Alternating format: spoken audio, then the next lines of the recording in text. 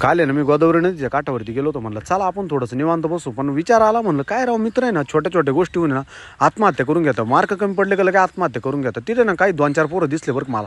ते ना बिचारे शिकलेले नव्हते पण समाधानी वाटले बरं का. मग जरी शिकलेले नसेल पण समाधानी आणि आनंदी वाटले. म्हणलं आयुष्यात आलेला माणूस आनंदीच पाहिजे. त्यांच्याकडे पाहून ते मला आनंद वाटत होता. म्हणलं काही टेन्शन नाही ना.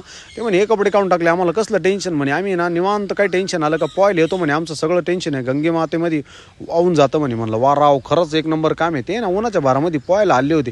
भावाला म्हणलं तुला काही टेन्शन आहे का. मला टेन्शन आहे म्हणे. हे तंबाखूसारखं मळून मी खाऊन घेतो म्हणे. मला म्हणलं तुझं पण काम लय भारी राहतो म्हणे. आता मी तंबाखू खाणार आणि उडी मारणार म्हणे. भाऊनं लगेच उडी मारली ना. दुसरा कार्यकर्ता ना म्हणलं कुठे गेला कडे. दुसरा कार्यकर्ता पळताना त्यांनी उडी मारली.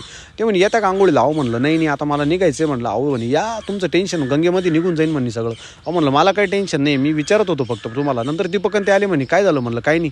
चला म्हणलं आता आम्ही पुढची व्हिडिओची तयारी करतो. लाईक करा शेअर करा फॉलो करा.